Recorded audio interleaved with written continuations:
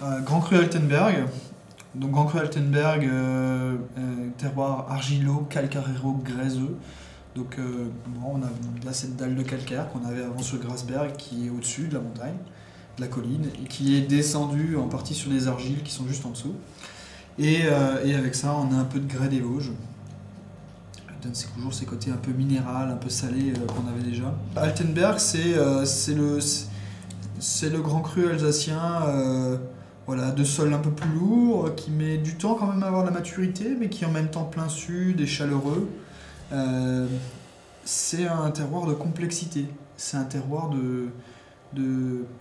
on reste calcaire, mais c'est un terroir de fond, quoi. Parce que finalement, c'est un terroir compliqué. Hein, on retrouve ça, 2012, Ça pourrait être du 11, du 10, du 9. Ouais. Là, on a changé de modèle. On est devant la question de la complexité. Ouais. Et donc, on est devant la question de la description. Comment décrire juste la complexité? Il y a tout dans ce vin-là. Il y a l'agrume, mais en même temps, il y a la forme de l'acidité ferme, construite.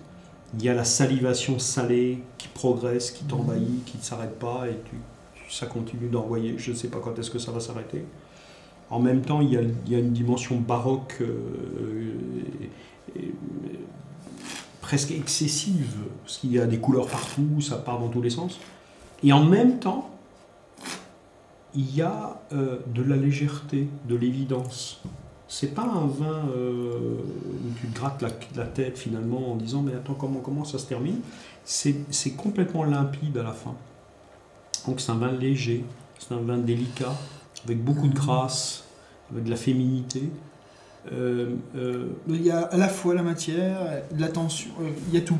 Oui. Il y a la matière, il y a l'ampleur, mais... il y a le côté cathédrale. Ouais. Mais cathédrale, tu as l'impression que les piliers ils sont tout fins, ils montent au ciel. Quoi. Exactement. Il y a tout qui est posé dessus, mais... On retrouve cette caractéristique incroyable de l'Altenberg, c'est que c'est un monstre analytique. Tu te poses la question quand tu vas l'avaler, et quand tu goûtes, c'est une évidence.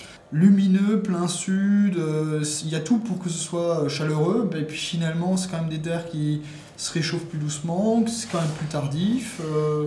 C'est un endroit où la vigne rencontre une limite, une frontière. On avait pensé que tout serait facile, et finalement, c'est pas si facile que ça. Il faut qu'elle se crache dans les pognes, il faut qu'elle veuille réussir, qu'elle pense à son pépin, qu'elle investisse son pépin, qu'elle transmette un message. Et le message est là. Voilà. Et nous, on est juste petit témoin humble et modeste de cette histoire, parce que moi, je ne sais pas comment on fait un vin comme ça, quoi. On me dirait, voilà, mission... faire ça ailleurs. Moi, je ne sais pas. C'est impossible. Je ne sais pas. C'est complètement bluffant d'originalité et d'identité. Voilà. Comment je mets tant de légèreté dans tant de mystère? Je ne sais pas. Et ça, c'est génial. C'est génial. Ça fait partie des très, très grands terroirs, non pas alsaciens, mais des très grands terroirs à blanc dans l'absolu. Parce qu'il y a une originalité profonde, il y a une identité absolue, et ça, c'est quand même... c'est la victoire de notre système. C'est le système de l'appellation, c'est comment on produit et on protège une originalité qu'on ne sait pas produire ailleurs.